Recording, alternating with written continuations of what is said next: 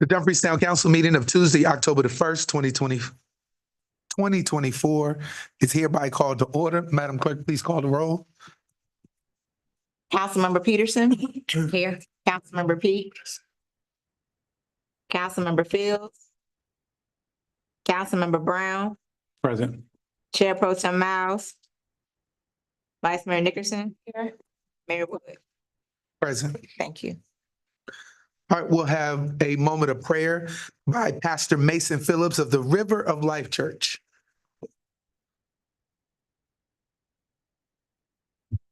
Heavenly Father, we stop for a moment and thank you for your grace. We thank you for freedom. As we gather together for this council meeting, Lord, we ask for your favor, for your wisdom, for your grace. But we know that the scripture tells us that we ought to submit and follow the leaders that you appoint, or they do it for our health, for our benefit, for our good. So Lord, as we look to you, Lord, I ask that you would grant each one of these council members wisdom. Lord, you give them a proper perspective, that they would do what's right and what's just, what's good. Lord, that they would lead with integrity and in a way that their decisions bring blessing and goodness to this community and set an example for the communities around us. Father, I thank you for presiding over this service. But I thank you for giving us this freedom to elect officials so that they can make decisions that represent all of us. And God, I thank you for giving these members the grace they need to lead us well. We honor you tonight and thank you in Jesus' name. Amen. Amen. Please stand for the Pledge of Allegiance.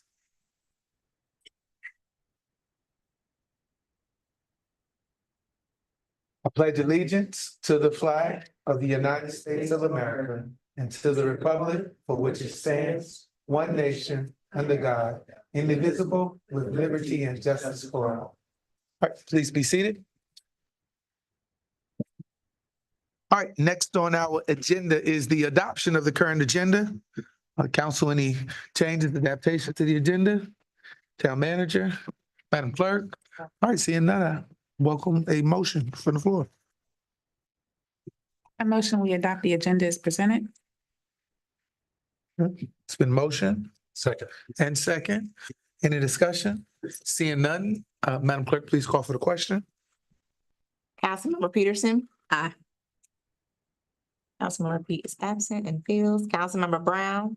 Aye. Chair Pro Tem Miles is absent. Vice Mayor Nickerson. Yes. Mayor Wood. Yes. Motion's passed. All right. First proclamation is a designation as October as Cybersecurity Awareness Month, whereas the town recognizes the vital role that technology plays in the lives of our residents, our businesses, and our operations, and continue the growth, efficiency, and security of our community.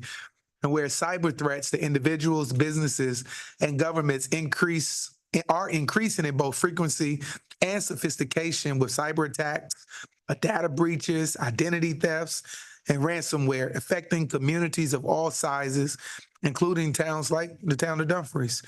In 2023, the FBI Internet Crime Complaint Center, IC3, reported over $10 billion in losses due to cybercrime, underscoring the pressing need for towns like Dumfries to safeguard our sensitive data and protect our digital infrastructure.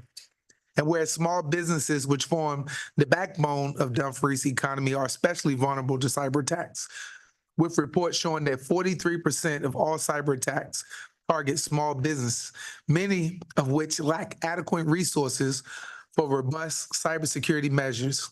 Whereas our residents, including children, seniors, families, are increasingly exposed to online risks such as identity theft, fraud, schemes, and the compromise of personal information on social media and other digital platforms. And whereas the town of Dumfries is committed to working with federal, state, and private partners to bolster our cybersecurity education and to encourage best practices to protect our community from cyber risk, and whereas promoting cybersecurity awareness is essential to building a more resilient community by ensuring that all residents and businesses are equipped with knowledge to identify, prevent, and respond to cyber threats. And where Cybersecurity Awareness Month has been nationally recognized every October since 2004 with this year's theme, Securing Our World, which aims to raise public awareness about the importance of cybersecurity and how we can take proactive steps to enhance our online safety. Now, therefore, the Town Council of the Town of Dumfries does hereby proclaim October 2024 as Cybersecurity Awareness Month. And we call upon all our residents, businesses, institutions to remain vigilant, adopt best practices, and engage in continuous education about cybersecurity to protect our community from evolving threats. Signed by order of the council, Mayor Derek Wood.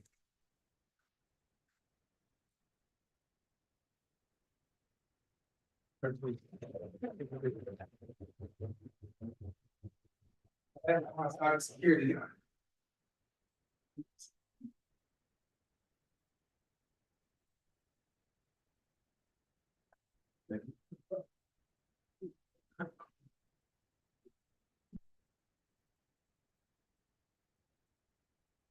And I said, I'm out.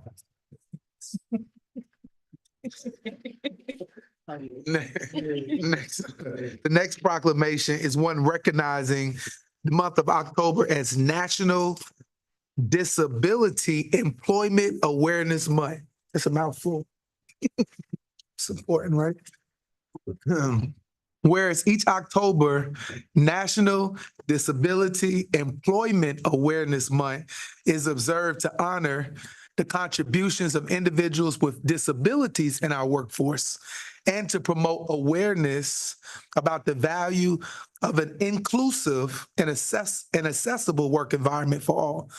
And whereas DITLA has long been a champion of empowerment for inclusion for people with disabilities, striving to create opportunities that enhance independence, personal growth, and economic self-sufficiency through meaningful employment and support services. Whereas DITLA's mission is to connect people with disabilities to the community through dignity, and it represents and aligns with the values of our town council as we continually work to ensure that every individual, regardless of ability, has the resources and opportunities necessary to thrive. And whereas the town council of Dumfries has been steadfast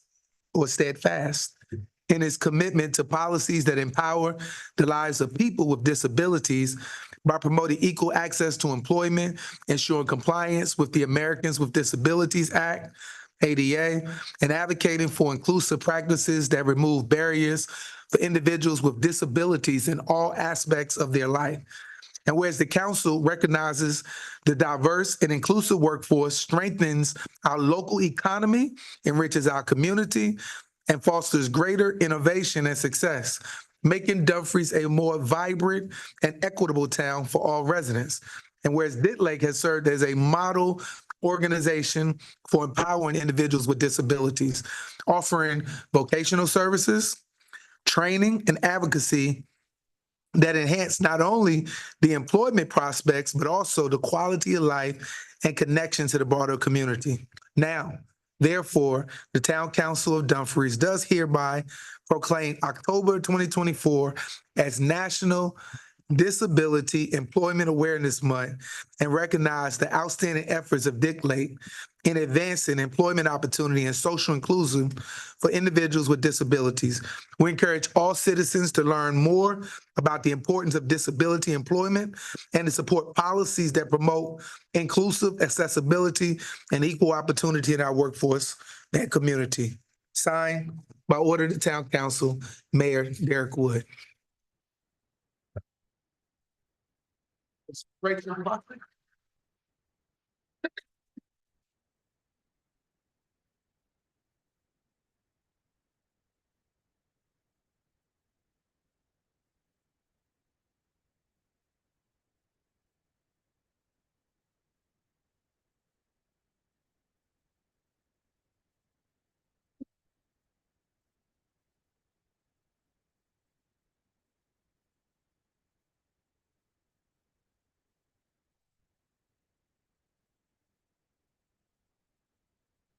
Okay, Mayor Wood, I don't think that I need to even say anything after that proclamation.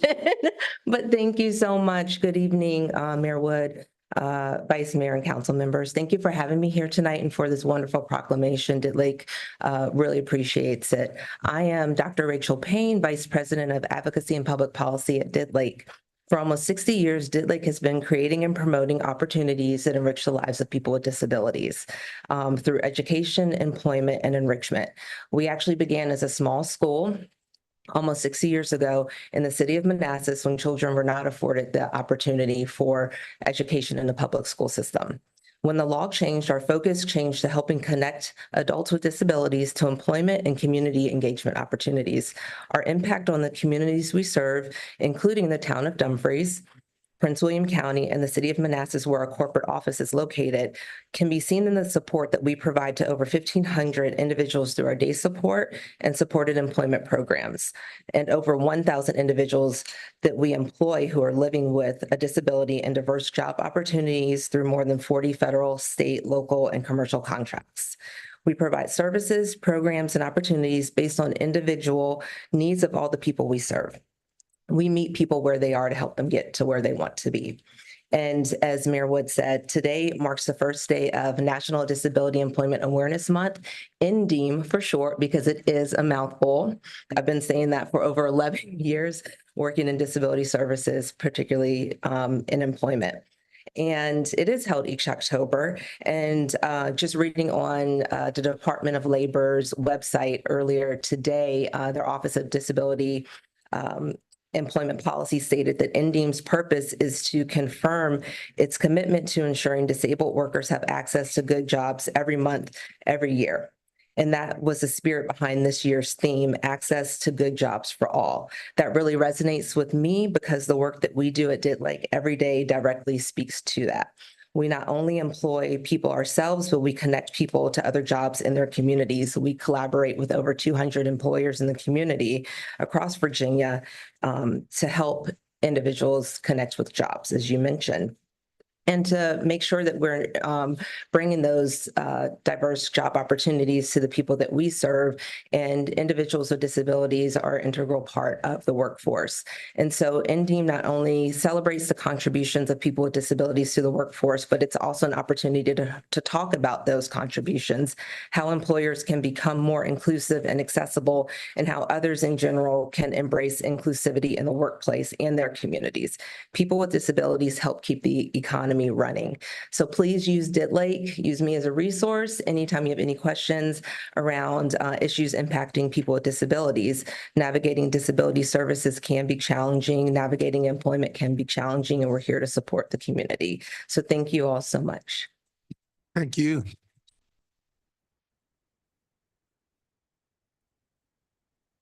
All right.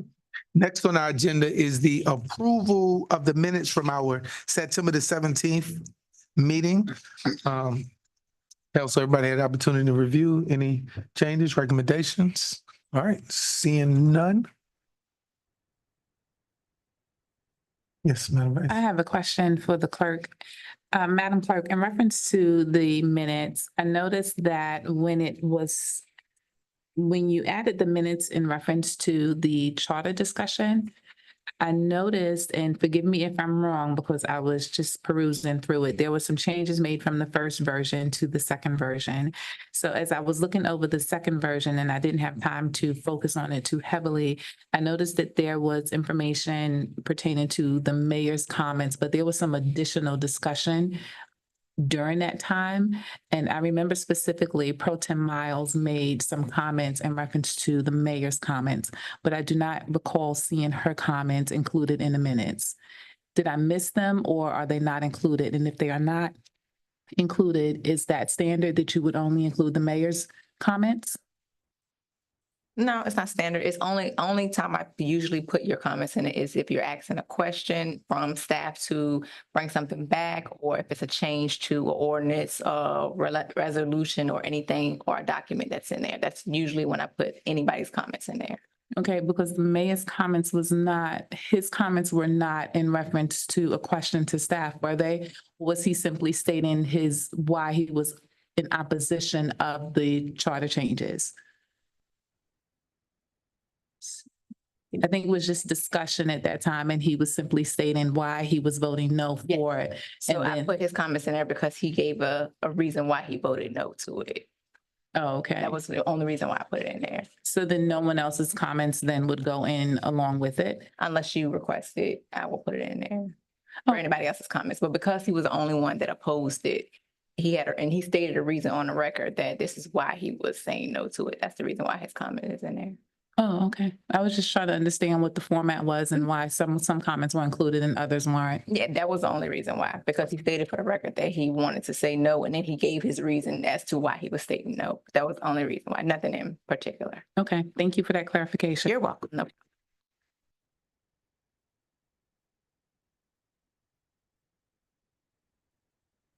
I'd like to make a motion to approve the minutes for last meeting. Okay, it's been motion Second. and second. Any further discussion? Seeing none, Madam Clerk, please call for the question. Councilmember Peterson. Aye. Councilmember Pete, Yes. Councilmember Fields, Yes. Councilmember Brown, Aye. Chair Fulton is absent, Vice Mayor Nickerson, No, Mayor Wood. Yes. That motion's passed. Okay. Citizen comment period. Are there any citizens signed up to speak? No citizen signed up to speak. Okay. All right, moving right along. Mayor, council comments? Councilman Brown, you have any comments today? Aye, sir. Okay. Councilwoman Peterson? Not tonight. Okay, well, Vice Mayor? certainly. Thank you. I didn't know if you wanted to go that way and then I'm second to last as usual. Councilman Fields? No comments. Okay, Councilman P? Yes, thank you, Mayor. Good evening, everyone. Just want to remind everyone that we are approaching a very important election here, and I'm going to ask if everyone could check their around them, their households, and people within the community, more so the 18 to 34-year-olds, to assure that they are registered to vote for this upcoming election here. And if not, that we make a charge and move forward and get them registered to vote. So everyone's prepared to vote. Again, we're voting this November. Everyone get prepared. I myself will be running for re-election as one of your favorite council members. I'm going to ask that you, again, get your youth registered. That's more so my focus is the new registries that can be voted. If they haven't been already, please do stop by the DMV or check your local websites within your area to get youth registered. Mayor, that's all I have for this evening. Vice Mayor? Thank you. So first, I'd like to start by expressing my gratitude for everyone who came out and participated in the Fall Festival. We had a really great turnout. It was fantastic to see the folks who were there. Events like that, we bring those to the community for engagement. So having the folks come out and engage with us is always a pleasure to see. It's also a pleasure to see our youth interns out there working and engaging with the community. I see you all in the back of the room as well. Thank you for being here this evening and participating. So too bad the cameras can't see you, but they're back there smiling and waving. I'm also excited to share that on Saturday, October 19th, I, along with my colleagues, Pro Tem Chair Miles and Prince William County Chair DeShonta Jefferson, we will be hosting Local Government Day. This day is an opportunity to show how local government works and allow the students, middle school students in particular, to explore potential and make an impact on the future. The event will take place from 3 to 5 p.m. at the James McCourt Building in Woodbridge. And we will also be joined by Ms. Jenny Reed from the Prince William Soil and Water Conservation District. We are eager to inspire the next generation of leaders. So please share this information and spread the word to encourage our youth to participate and get involved. Last week, I had the privilege of joining Attorney General Mayeres in the town of Dumfries Police Department and the AARP for the signing of the Historic Triad Charter, which is an initiative that focuses on ensuring the safety and well-being of our seniors and providing them with the resources they need to live confidently and securely And I am proud of our commitment to protecting our older residents, especially with October being Cybersecurity Month. One of the biggest focuses of that Triad Charter is to ensure that our seniors have the resources that they need to feel secure and confident, while there is so many cyber terrorists out there who are focusing on taking advantage of our seniors. And as we are entering October, one of the biggest pushes that you'll notice with the month of October is preventative maintenance with regard to care. Early detection is very important when it comes to cancer screenings. The earlier you detect any cancers that have invaded your body, the more likely you are to fight those cancers and increase your chances of survival. So please make sure you are taking proactive steps for your health and encourage your family members also. And lastly, I'd like to remind everyone that our Dumfries Community Center, right here across the parking lot from Town Hall, is an early voting location, one of 6 in Prince William County. It begins October 13th. So if you are not registered to vote, don't know whether or not you're registered to vote, you can always visit pwc.org, pwcvotes.org. That's pwcvotes.org. You can check your voter status. You can also get a sample ballot and get any information you need related to this voting season, and also check out the hours and the locations of the early voting locations so you can be well aware of all your opportunities to vote and have any questions answered that you need. I yield, sir. Thank you. London. I wanted to, before I give my remarks, wanted to take a moment to express my concerns to those impacted by the recent hurricane down in Georgia, North Carolina, all of those areas that impact, and let them know that all of our hearts and our prayers go out to everybody who's been impacted by it. You know, I got some reports and talked to some people who said they might not have no power for the next week or two. So I just want to make sure that we all keep them in our thoughts and our prayers. Also wanted to share something personal with you. Over the past month, I lost 2 dear friends from high school, and their passing had weighed heavy on me, and it served as a powerful reminder of the importance of taking care of our health, as we heard. And I encourage all of you to just make time for, and this is just a PSA, public service announcement, make time for your regular checkups. Prioritize both your mental and your physical well-being, and listen to the signs your body gives you. You know, life, it moves fast, and it's easy to put our health on the back burner, but we owe it to ourselves and to our loved ones to stay healthy. So let's make sure that we're all here for the long haul and for our families, for our friends, and for the community that relies on us. We believe here in Dumfries and on this town council that we are a healed community, which means we believe in healthy eating, active living. On another note, which is repetitive, and it's important that I think, are repetitive on this topic, the importance of this upcoming election. Your vote is ultimately your voice, and it's crucial that you all exercise your right to vote. Early voting has already started in Virginia. Early voting is going to go, and in-person voting goes all the way until November the 2nd to cast your vote. So whether you vote early in person at the voter office or at the DMV office, make sure you vote. Make sure your voice is heard. Local elections here in Dumfries are about the future of our community. And again, we urge everyone to participate, and we encourage others to do the same. As we move into the what I like to call the fourth quarter, you know, football, when you get to the fourth quarter, everybody kind of put their fours in theirs. I like to call it fourth quarter living. This is my food for thought. Let's reflect on our progress and then look forward to how we all finish 2024 strong. Whether it's your personal goals, your professional growth, or is community involvement, now is the time to kind of like push forward with refreshed energy. a renewed commitment, and let's make these final 3 months of the year the best months of the year. Thank you all for being here tonight and for your continued dedication to making Dumfries the vibrant Main Street community with active citizens and a well-managed government. Next on our agenda is reports and presentations, and we will have a update on our Route 1 Fraley Boulevard project. Mr. Nichols.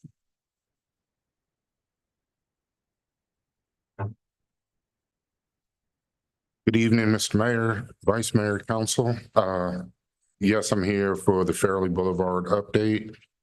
There were some questions that were put out at the last council meeting.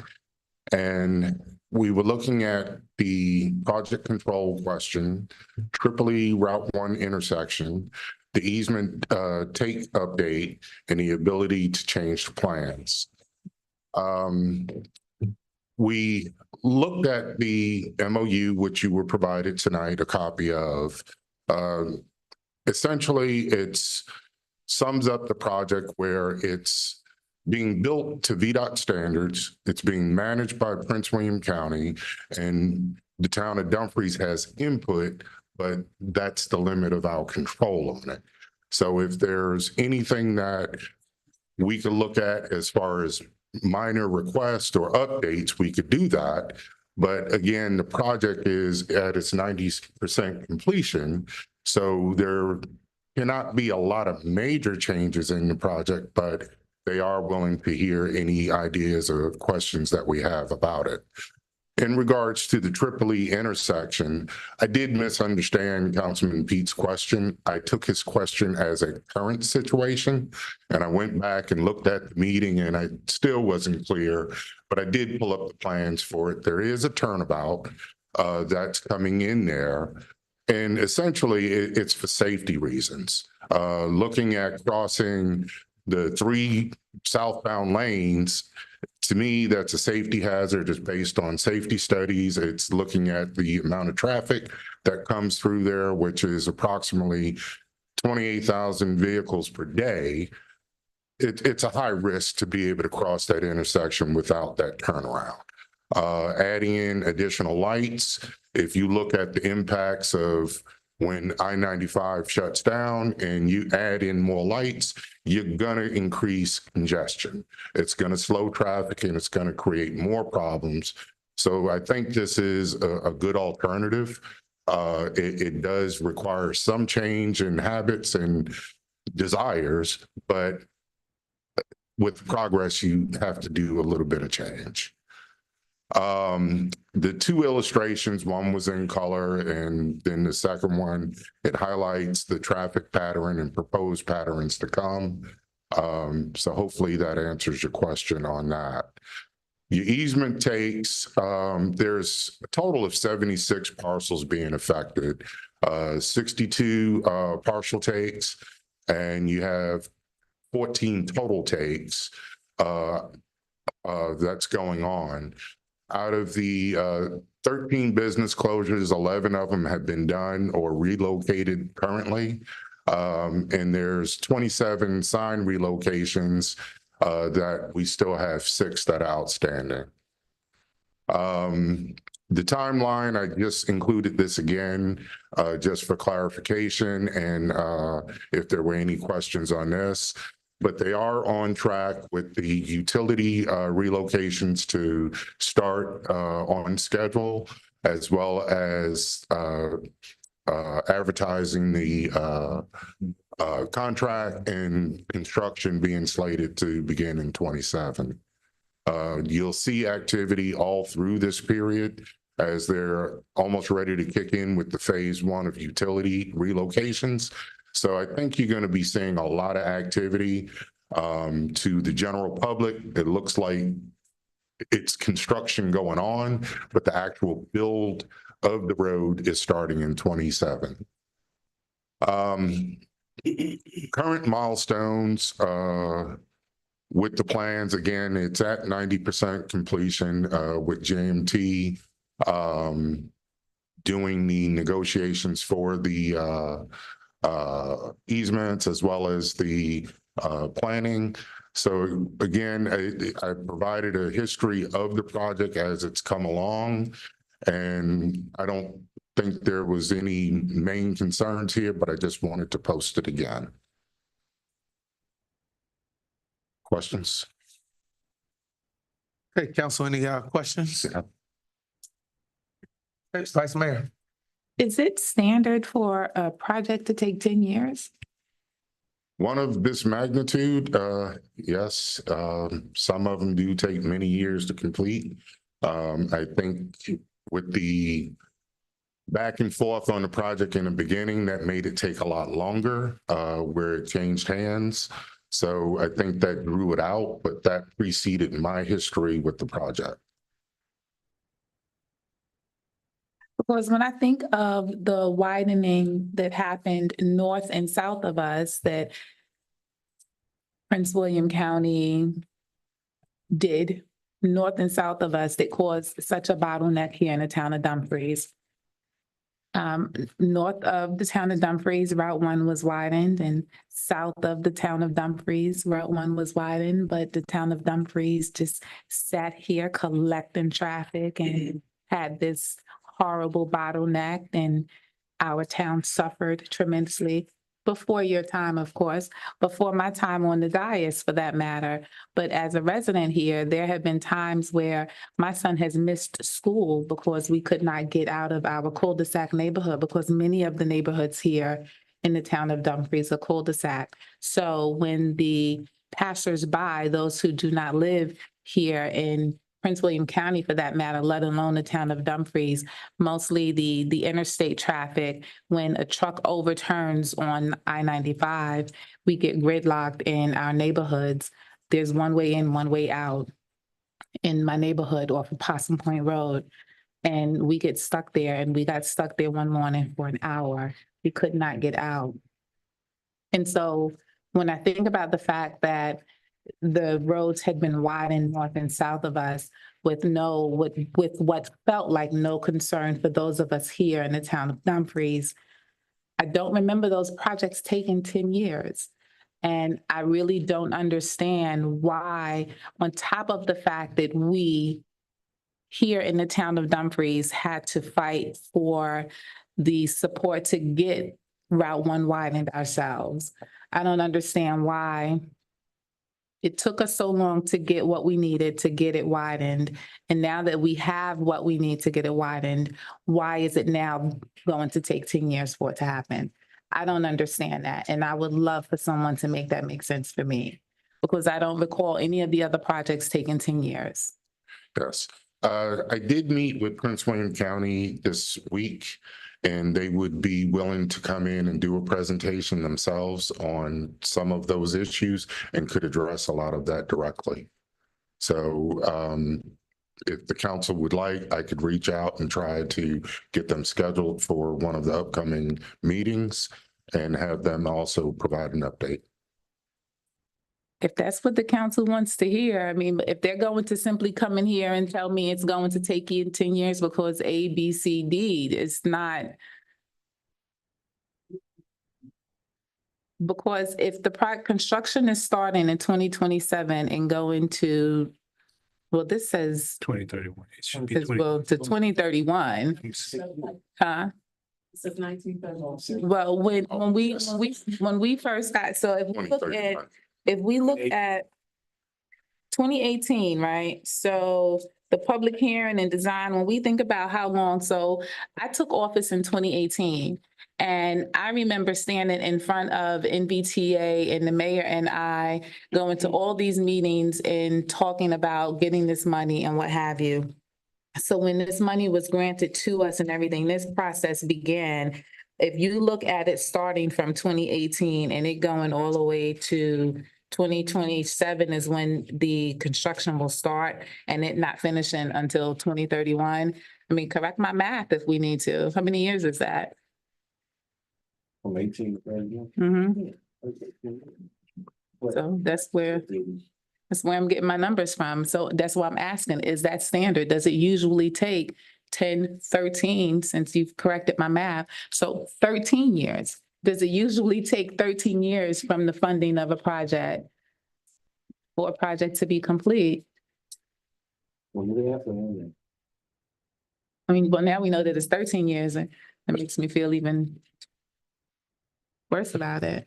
So from my understanding and looking at the history where the MOU was signed in, what was it, 21, there was a lot of back and forth between the board as, you know, as far as what was going on in the town of Dumfries. So that prompted the development of that MOU. And to my understanding, it was delays that were caused during that period of time. And that's what prompted the changes. So that did extend your timeline. Again, I'm not real sure of that history. I got it. a brief explanation of some of the back and forth, but again, that created some of the extended timeline, but the actual construction period is, you know, a lot shorter. So that planning period, the taking of the properties, all of that added in and it stretched out the timeline. So then tell me this then, from your experience, with this being your field of expertise, not mine, I'm a human capital manager. So based on your field of expertise, what then is a reasonable timeline from a project start to a project completion if we're looking at once the funding is secured? It's hard to answer that because of the magnitude of the project. Okay. And depending on where it's at, the properties that are associated to be taken, different, you know, topographical issues that come into play, as well as RPAs and stuff like that. So Okay. it could vary. I understand that. Yeah. So last question, I think. So based on, because I'm looking at this from when the funding was secured, so that's where I'm getting my numbers from, going all the way back to 2018 or so. So then with that said, what then is the start of our project date? So 2018 then is not a really good date for me to calculate when our project started, because you're saying that, you know, there was a lot going on. So then what's the realistic start date? So then would that have been 2021 then? That's, I think, perspective as far as that. But looking at when they're actually moving utilities and actually developing and constructing the road, you're looking at from basically now through 2031. So would be then 2023, then partial acquisition phase 1 would technically be then the start of the project? In my opinion, yes. Okay, so then from 23 to 31 is how many years? So 8 years. Yeah, about Okay. 8. So 8 years, then we're gonna say then our project is an 8-year project. Okay. All right, thank you. Councilman Brown. Thank you, Mr. Nichols. You did clear up a lot of questions. This MOU also cleared up a lot of questions for me. So what I'm seeing in the MOU is that Prince William County pulls money from MVTA directly, the funding. I'm sorry, I didn't hear you. Prince William County would be pulling the funding directly. But Yes. so are we getting any kind of update on how much funding has been pulled from MVTA? Do we get an update on that? I have not had anything so far, but that's something I can ask for. And as we're moving into the director's updates that we'll be doing, I believe, starting in November, that could be part of those updates, looking at where they are at with the funding and how they're pulling. Thank you. And because that's something that stands out here, that if they're working, someone's getting paid for something. And so how has the money been withdrawn and what does it attach to as far as a milestone or goal? Okay. And so when I look at the timeline here, there's things that are already happening already, and it's a cost attached to that. I don't see that in the report. Yes. I don't know if you get that. Also, it would probably be better for the council and the citizens of Dumfries to understand what happened in these phases. But I think because we don't see things happening, we believe that nothing is happening. And there's a lot of in-between steps that has to be taken care of before we're gonna see some actual visible a concrete movement. So I understand that point, but we need to make sure that our citizens are on board with that. We're looking at 8 years estimated for this project completion. What we said in the MOU, not the MOU, but the actual what is this? The motion, the proclamation, that this was the #1 project for the town of Dumfries back in 2018. And for us this to be the #1 project, we definitely need to see some action, some results. If this is the #1 project for the town of Dumfries, and we don't see that. We just don't see that. So this more visibility and more understanding to the citizens would be helpful.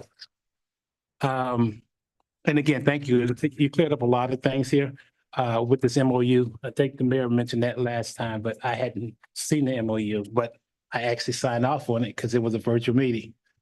So anyway, thank you. Yeah. Yeah, these dates are, Councilman Pete. Okay, thank you for the presentation and the update, Mr. Nicholas. First, let's start here. If you're unsure of my question, someone give me a call. If you're unsure with any of our questions, someone give us a call. So we can clear the question up so we're on the right page before we get to this point here. Looking at this, I'm totally dissatisfied with this. This is something that I brung up years ago about bringing this traffic through our city versus bringing it straight off of 95 into the casino itself. Now we're speaking of 20,000 additional car vehicles passing over Tripoli Boulevard, as I see right here. And then we just made a statement that it is unsafe to cross from Tripoli Boulevard to go northbound 234 on 2 lanes. But we're going to ask the Tripoli residents to cross over 3 lanes with no light and make a U-turn. I don't see where that's safe. I have seniors that live on it. We have seniors that live on Tripoli Boulevard.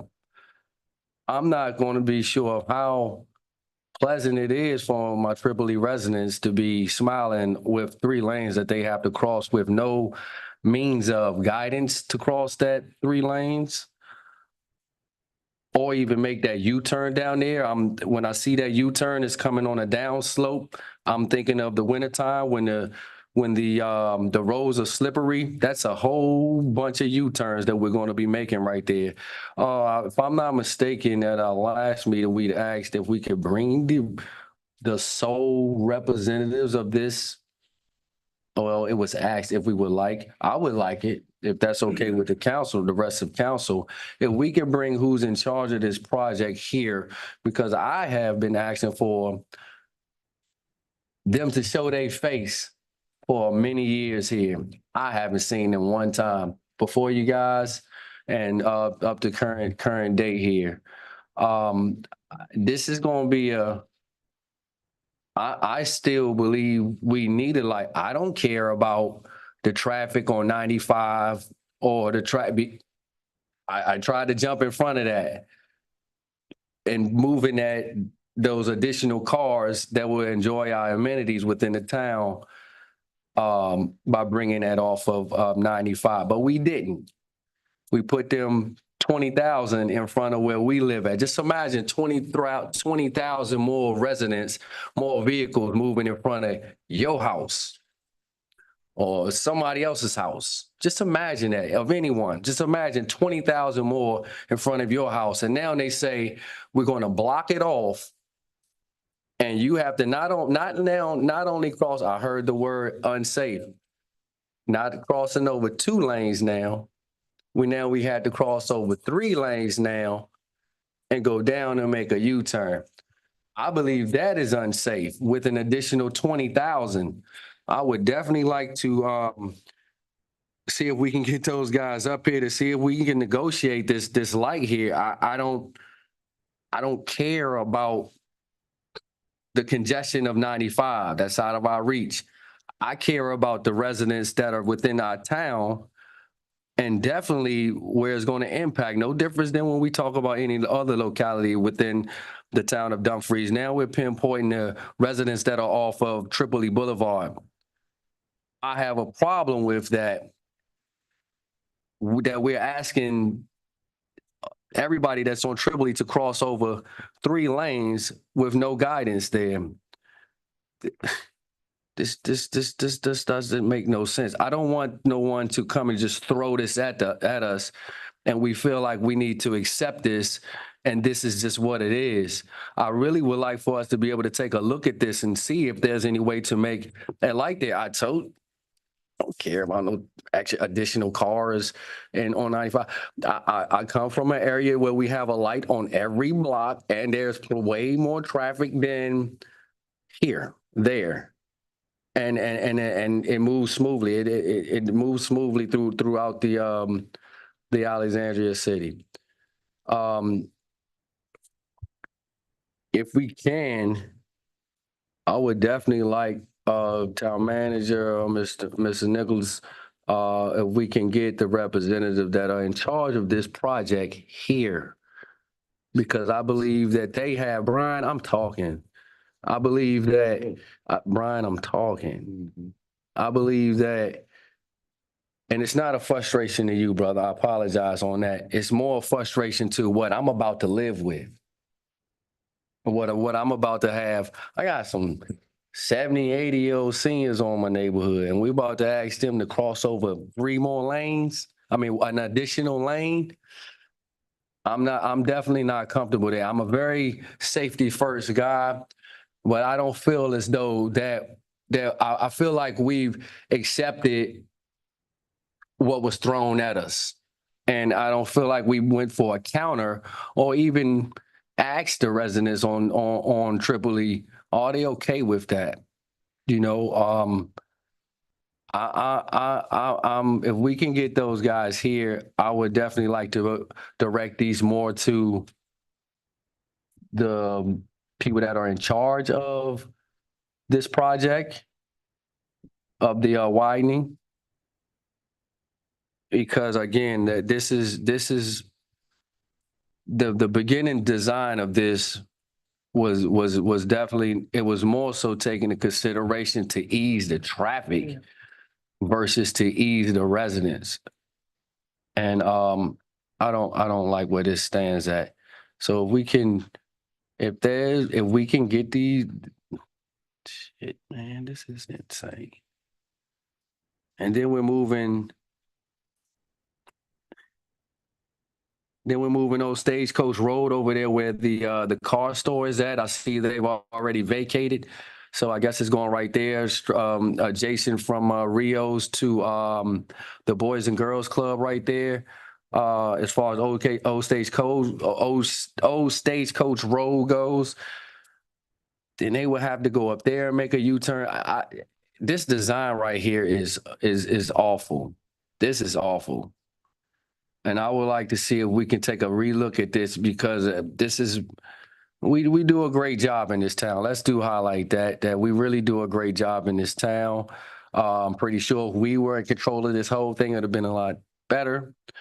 But I'm definitely asking if we can bring them here so we can talk to them, please. Thank you. That's all I have, Mayor.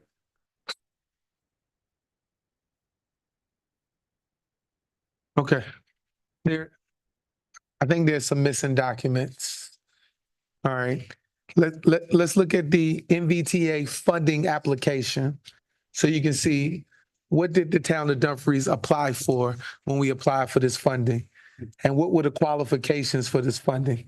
I think I talked about that last time. So what qualified us to get the funding for Route 1? There were certain criterias that we needed to meet to get the funding. Second, there was a smart scale application that was also submitted, that we got smart scale money from the state, 80 million. So I think if council sees both of those applications for the purpose of the funding, MVTA funds and smart scale funding. On the project website, because VDOT has a website with this project, Route 1 Fraley, everybody can Google Route 1 Fraley Boulevard. You can see these dates have constantly changed, and we just got these dates 2 weeks ago, right? Because they had removed the dates. We had a project completion date of 2027, 2028. Everything, the dates continue to get moved because of negotiations. And you still got property owners who don't want to give up their properties for these projects. So the project dates and the finalization, I know that one of the other issues for us and why we decided to do this MOU is because, as you see coming in, there's a constant turnover of people in these positions. We don't have a huge transportation department. We don't have a huge public works department. And we understood as a council in 2021 that we wasn't going to be able to manage and maintain this project. So we put the MOU on the stage because we are taxpayers to Prince William County and asked them to oversee with their huge transportation department this project, which is why we did not keep this project in-house, right? And we wanted to make sure, and we didn't want VDOT to manage it. We wanted where we had some type of input. So just giving you a little historic. Now, during that period from 2018 all the way until the final design, there was a series of public hearings that many of the community came to, from the owners of the Harold and Cathy's to the owners of a lot of these buildings. We had charrettes at Dumfries Elementary School. We had the charrettes at Freedom High School, right? We had all kinds of public input where the entire route and design was put up, and the public, there was also public notice, just like we get public notice for all of our public hearings. So there was constant public notice that went out for design and input of this project. So the public had input, we had input. And so we done our due diligence, just like we do for tonight. We got a public hearing. There were ads in the paper for that. So the due diligence was done for the input for all the residents in the community on this. And we, as a council, went out and asked people to come to these different charrettes and these meetings to see the design and to put their input in. And so that's how we got to this 90% phase. This project, if you want to be honest, it started in 1999. So we're 32 years into when they said we wanted this project, and we wanted to count all the years when we started talking about moving Route 1. Again, Route 1 is a highway that runs from Maine all the way down to the Florida Keys. It was 95 before 95 existed. It just so happens to be in the middle of our boundary lines from that we applied for to be an incorporated town. So the documents, again, MVTA funding application, I guess if everybody read how we got the funding to pay for this project, what are the necessary steps that we got to accomplish in using that funding, and the smart scale funding. Those are the two major funding sources that fund this. Also, again, there's a project website, Fraley Route 1 widening. It's on VDOT's website. All the documents, all the public hearing notices, all the comments, everything is on the project website. So you can go out there and read all of that. You can't sleep at night. Mayor, just want to add one thing. Councilman Fields. Thank you for that clarification, because I definitely was going to ask you to bring all of that up. Because I remember what we went through. I remember going with yourself and the mayor before you to the MBTA meetings to get this funding for this project. So I think everybody just needs a little bit of patience with this, because it has been stressful on, of course, you and us sitting here looking at that. We got to understand that infrastructure takes time. It takes time. Like the mayor said, there's a lot of parcels and things to be moved and to be taken care of. So, as you said, it's 90%, in approval. I understand that. There's really no turning back on that now. We just got to let the infrastructure and the behind the scenes things continue to work. Put your foot on the gas and not let off of it. So just be patient, guys. Councilman Brown. Just one more other comment, and I want to go back to the costs associated with the phases. So when I see the numbers here, again, I don't know what is happening in between the phases. And so what's important about the money that's being withdrawn for those two funds is that if they're pulling money, that means it goes to something. And we can kind of match that up to see if we're progressing. If they're not pulling money, they're not really working on the project. And if they're pulling money, then we can make sure that it costs is associated with that particular need and make sure that it lines up. So we know that they're using the money the way it's supposed to be using the money. So again, back to the cost. Yeah, and I can tell you the biggest expense, Councilman Brown, right now has been on property acquisition and utility relocation phase and the signs. So when you go back and look at those table takes and you see a lot of the properties that done cleaned themselves up, that's because they have already got money to clean their properties up and move it. So if you come down Route 1, you see the Harold and Kathy. So you'll see when he brings it, the majority of the funding has went to property acquisition. But there's a lot of details also on the project website that keeps up with all of those dates, but they can bring it to us as well. All right. All right. Any further comment? Did you have something else, Councilman Pete? Yes, I just want to make sure that we're bringing them to the table on this project. I mean, I wish I would, I've been asking for this for like 4 years, and now all of a sudden that I get to a point of presentation that I'm getting an update. I could have been alerted this. And the reason of why this traffic was routed this way instead of 95, I would like to know that answer. So if we can get them to the table, because we don't have clarity on a couple things here. And if it's 90% in approval, that means it's not sealed and dealed yet. That means there may be a chance for some wiggle room in there, as I see. So I would definitely want to, there's no point in talking about this. Let's bring them to the table, please. We'll ask them to come in, sir. Thank you, Thank you, Town Manager. All right, next presentation is on the Brownfield grant.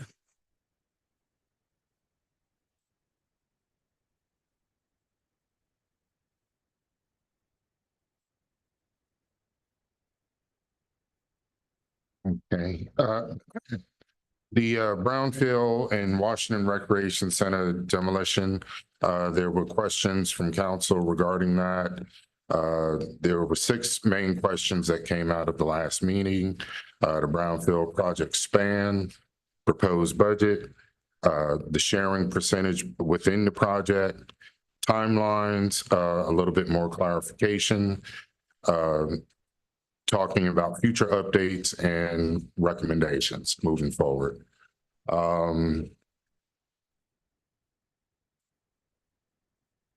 This gives a lot of the history to the actual site. However, I just wanted to, reemphasize that at Grand Park Road, some of the things that cannot be addressed is the cleanup eligibility for this site. So we have looked at the property several times. I have had consultants in and look. There's possibilities of some lead materials in the building, asbestos tiles, things of that nature. It won't be eligible for the cleanup, but it will be eligible to come up with an assessment of the place.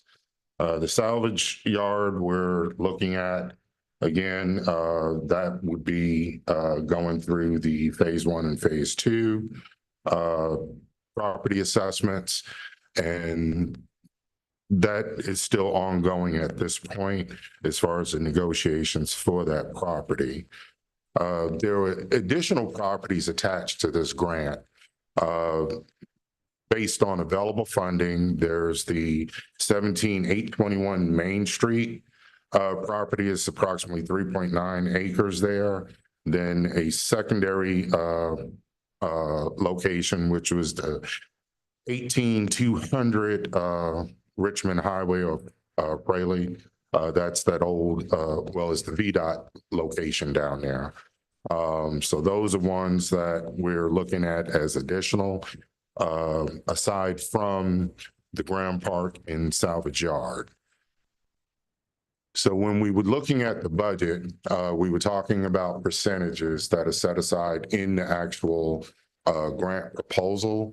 The property acquisition, which is salvage yard, it was approximately 47.3 5% that was dedicated towards that. Then the Washington Recreation Center had 52.7%, but that also includes the possibility of looking at those 2 additional properties that we talked about.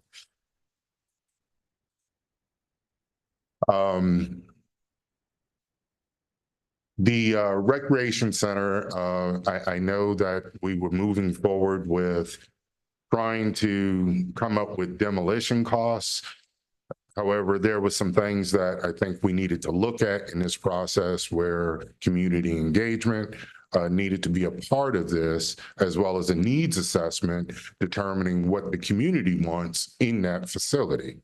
So looking at the different options that are available for a demolition of the site, we had essentially 450,000 that was estimated out by the consultant.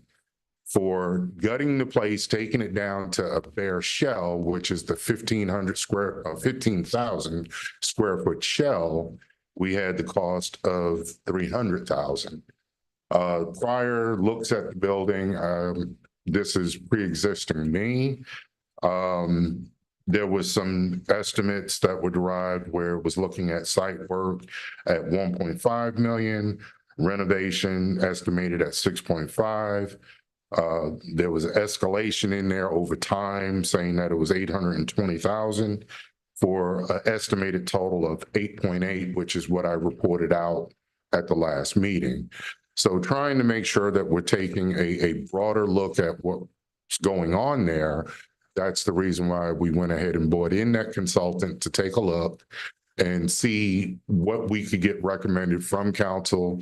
But I highly encourage that we include some sort of needs assessment, understanding what the community wants on those sites, because I wouldn't just really focus on just that one building, because we have the park there that hasn't been renovated since 2012. You have the new fitness court. Looking at how we could make that a all-inclusive facility might be better for the community, but I'm trying to provide options before we jump in and just do something.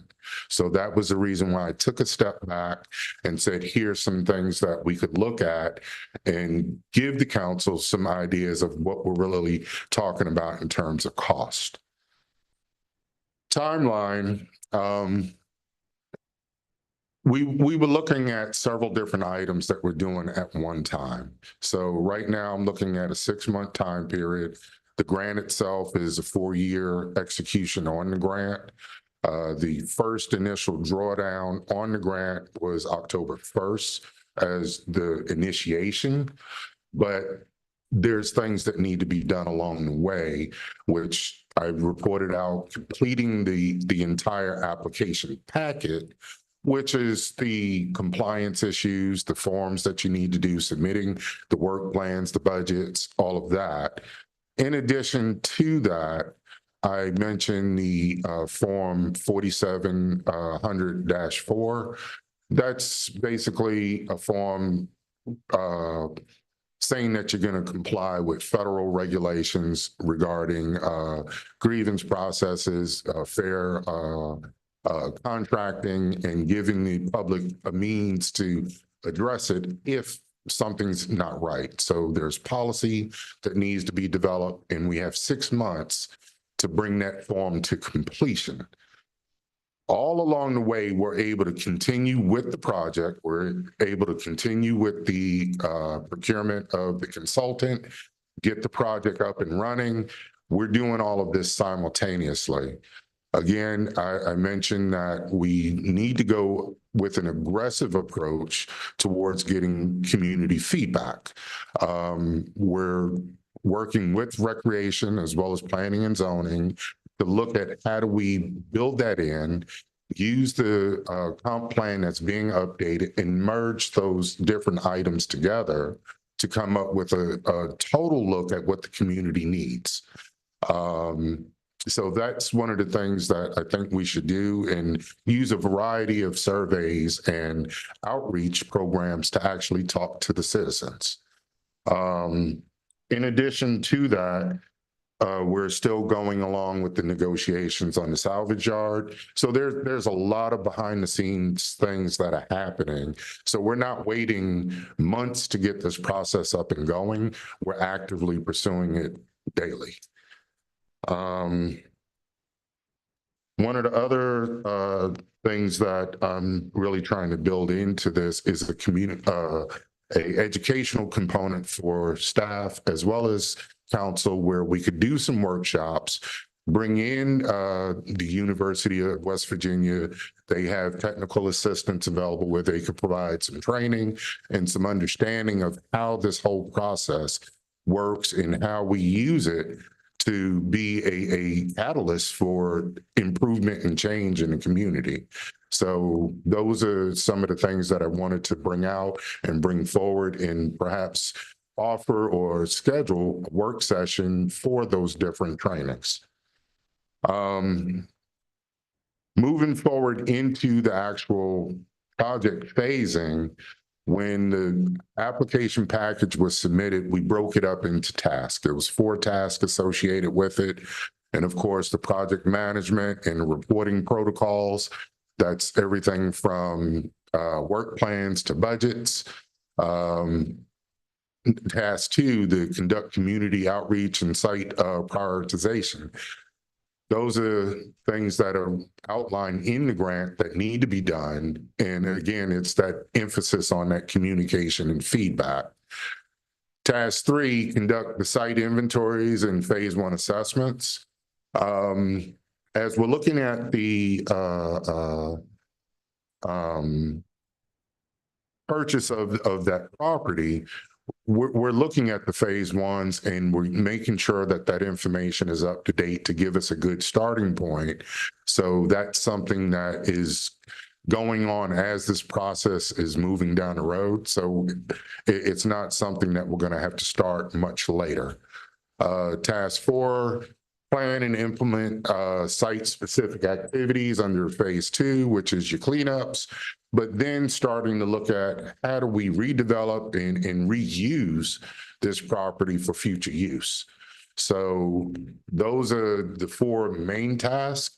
But, you know, as we move forward, we're going to continue to build out the work plan, refine a lot of the things that we're trying to do and achieve, and making sure that it's connecting with the bigger plans that the town has, like the comp plan. And I mentioned the need for small area plans, which those are things that are incorporate in, possibly taking into consideration some of those neighborhood plans that I've come across, and how do you make all of that work together. Recommendations from staff.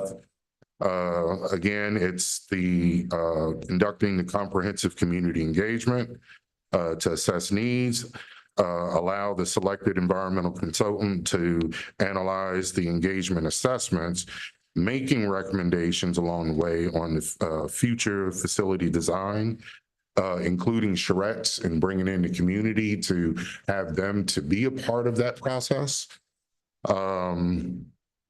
I'd like to request that council provide some direction on the demolition or the repurposing of the building, given the span of dollar variance that we have from the $450,000 for the demolition versus the $300,000 for gutting the place and taking it down to just basically bare structure, utilizing the existing foundation to build off of. I think that would be a good way to go with that and cost-effective way. But again, I'll take that direction from the council. The Brownfield technical training workshops for the staff and council. And the last one would be the formulation of the Brownfield Advisory Committee, which should be made up of various stakeholders, staff, to come up and actually give this project more direction and leadership with a larger voice versus 1 or 2 staff people making this type of decision. Questions? Councilman Brown. Couple of questions. So the first one was about the rehabilitation or the new bill. I don't see the one-to-one. I can't make a determination on which way we should go based upon what I'm seeing here. At some point, sometimes it's better to cost effective to tear down and build over instead of going in and reconstructing stuff. And I can't make a determination. You saying 450 to tear down and 300K to gut it. That's still gonna give me the outsides. And if we're waiting on the citizens to give us comments on what they want, we may have to redesign that inside to get to that point. So this is not a good reference for me to say yes or no on where we demo or build. Second piece is, I'm looking at 8.8 as an estimate here, 8.8 million, almost 9 million total cost. Town manager, where's that funding coming from? As of right now, all of the funding has not been identified. We have 2 million that we anticipate receiving from the roads, 1 million from this Brownsville grant. The other funding has to be identified from revenues that we would generate. Okay, and that's what I thought. Thank you for clarifying that. So if we're talking about 1 million from the grant, that's not even a tenth of what we need to build this. And I think we can move forward on some other things and still work that grant piece, but that doesn't hold us up because we need other money from other places. So I think that's just a way that this is gonna slow down if we wait on that money. So I think we can do a lot of this simultaneously. Like we can determine where we're gonna tear this building down before we even get input from the citizens. That grant money really has nothing to do with that piece. It's what we're gonna provide in that space. So I think we need to kind of look at a different direction on how we can move this faster than just going through this timeline that we laid out here. Just a suggestion, but I'm just looking at, I don't see it here. And based upon the 1 million for the grant money, yes, that's $1 million and we want it, but that's pennies when it comes to what it's gonna cost to establish this. And it goes back to what can we provide the citizens in a timely manner? I know when we talk about Suresh and bringing people in for meetings, we don't get a lot of participation. We got to do this because of the grant, but PASS has preceded us and we know that we don't get a lot of feedback. So it's behoove us to go ahead and try to move this as quick as possible. So let's look at some different options in moving this a little quicker than not. And then giving the citizens update on where we at. Councilman Pete. Thank you, Mayor. Good points there, Councilman Brown. I just want to add, small bullet that done the survey before for PNR, and it took about less than a month to get the feedback back. As you stated, Councilman Brown, everybody's not going to respond. So it's going to be pretty quick. So don't let that, I want to support moving this forward and everything, but I don't want that to be a barrier for us moving forward. The survey to be a barrier because it'll be a quick response. It'll be quicker than you actually think. So let's if we can task that out real quick, we'll get a response real quick, put a deadline on it, and then we move from there. But my vision is brand new walls, brand new. So we know that for down the road, 10, 15 down the road, we know that the inside is good, the structure is good, the roof is good, everything is brand new pretty much. That's my take on it. Nothing else outside of that. Thank you, guys. Vice Mayor. Thank you. So I have a couple, I guess I'll start with my statements and then I'll go to the questions.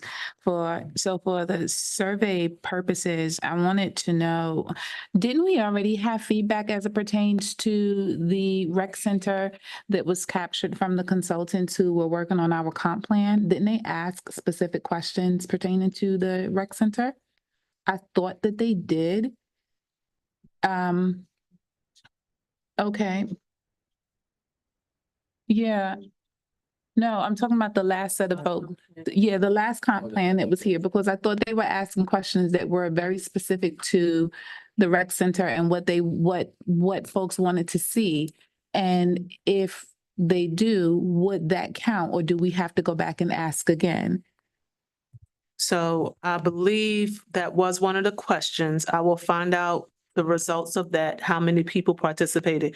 It may meet the requirements that they asked for the grant, ma'am. So we will look at that. Okay, and if it doesn't, and we have to ask new questions, I would propose that we as a council come up with options rather than asking open-ended questions.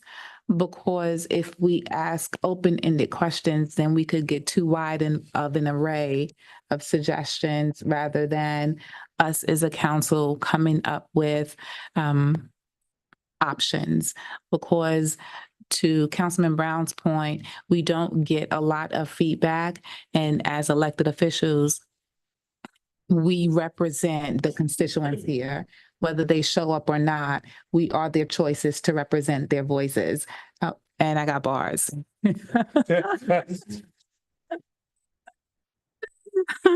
Okay, but so we represent them. So even if they don't show up, if we at least come up with the options for them, and then, then those who do participate, they can make their selections based on the options that we've provided them. Then I think that would also help the process move along a little quicker. And lastly, my question is, if we do not know what the building would potentially look like, how do we have an estimated cost? I'll take care of that. So when I did the solicitation before, it came with some estimates. So I can have information to provide us for budget and perspectives as well. So we have those estimates in-house. So are these really broad estimates then? Because we don't know if we want really high ceilings for indoor basketball, because I know at one point there was some talk about that, which I'm not a fan of that. Yeah. But, I'm not. But there was some talk about indoor basketball versus outdoor basketball and things like that. So is this a very broad estimate that includes So the high, low? $8 million estimate was based on the presentation that Jonay provided that had the basketball court, that raised the roof and all of that. So yes, it's a very broad estimate based on all of the things that came up while Jonay was here. I'll leave it at that. I'll leave it at that. So that means there's room for. There's room to scale back the project if we wanted it to cost less. Okay, thank you. All right, I want to go back to your slide on your staff recommendations and also in looking at the initial grant application. I thought on the rescue squad, and I see now it says, I think going back, your slide says 574,000 has to be used for. I think it was Let's go back. One more. Go back. right here. Right there. What is it? Not eligible for cleanup. Okay, for cleanup. Okay, 527,000. Okay, not eligible for cleanup. Yeah, that 52. Okay. On it, I thought the main focus initially on that side was the gas tanks, the hazardous gas tanks. Was that a major lift in there or? Reports about some environments for the gas tanks. I don't remember it being. I think you said something about trying to remove it. So was that a cost associated with that? It's not an itemized cost, but that was included in the description. Of the application? But then if you look at the application, it was a little bit vague. Okay. Whereas it talked about, I believe it actually kind of mentioned in-ground tanks. Mhm. So the only tanks I'm aware of are the above ground ones. But again, that'll come where you're doing your phase one, looking at what all was on the site historically, searching records, getting all of that information to know what's actually there. So, but to my knowledge, mine's the above ground tanks. Okay, yeah, that was my question on the grant. And now going back to your last slide on recommendations.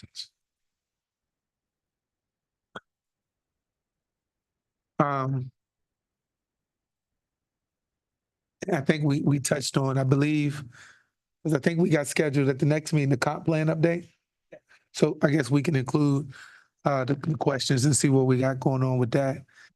And yeah, I mean, I think your comprehensive list is figuring out what we can do the next few council meetings to begin to get some type of presentation so council can take action towards that. That would-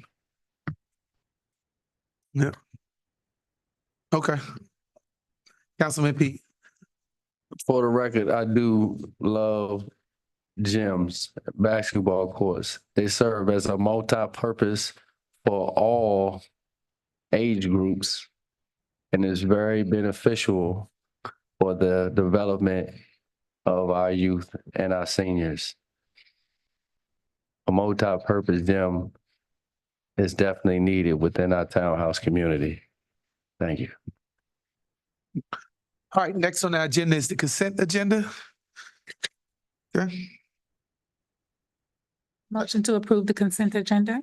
Second. All right, it's been motioned and approved. Any discussion? Seeing none, Madam Clerk, please call for the question. Councilmember Peterson. Councilmember Pete. Yes. Councilmember Fields. Yes. Councilmember Brown. Aye. Vice Mayor Nickerson. Yes. Mayor Wood. Yes. Motion's passed. All right, next, we're gonna have a public hearing seeking authorization for the town manager to enter into a lease agreement for Greater Prince William Health Suite 130. Long time no see. Thank you. I'm presenting a resolution to authorize the town manager to enter into a lease agreement of the town-owned space located at 17739 Main Street, Suite 130. This was originally approved a few months back, but then we went back and did some modifications to the area. Whereas Virginia Code 15.2-1800B provides any locality may lease as lesser or real property until the governing body has held a public hearing concerning such. Whereas the lease commenced on June 30th, 2015 with a term expiration of August 31st, 2025 for Suite 130, which comprised of 8,135 rentable space.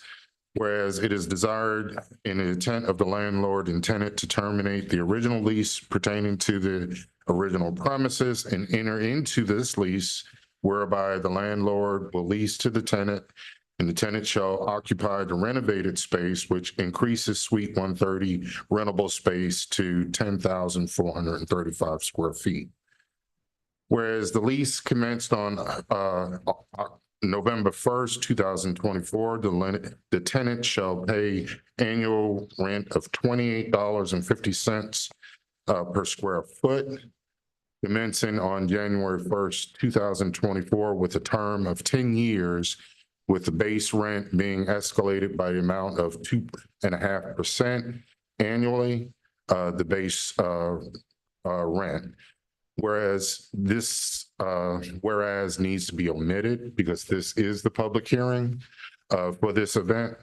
Now therefore it be resolved by the town council, the town of Dumfries, that the town does hereby authorize the town manager to enter into a lease agreement with the Greater Prince William Area Community Health Center, Inc., and be it further resolved that this resolution shall become effective immediately upon passage and adoption by the town council. Council, any questions on the resolution? All right, seeing none, we have properly advertised both in September 19th through 25th and from September 26th, October 2nd, a public hearing. We have legal notices. It's been certified. We advertised. So now we will open the public hearing. Madam Clerk, is there anyone here signed up from the public to speak on this? No one signed up. Okay. At this time, I will close the public hearing. All right. The public hearing is now closed, council, and staff is looking for what to do with the resolution that they presented.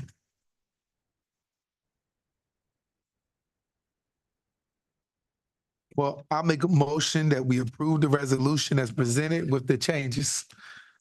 A second. Okay, the motion and second, any discussion? Seeing none, Madam Clerk, call for the question. Councilmember Peterson. Aye. Councilmember Pete. Yes. Councilmember Fields. Yes. Councilmember Brown. Aye. Vice Mayor Nickerson. Yes. Mayor Wood. Yes, Motion's passed. Thank you. all right. That concludes our agenda and this meeting is adjourned.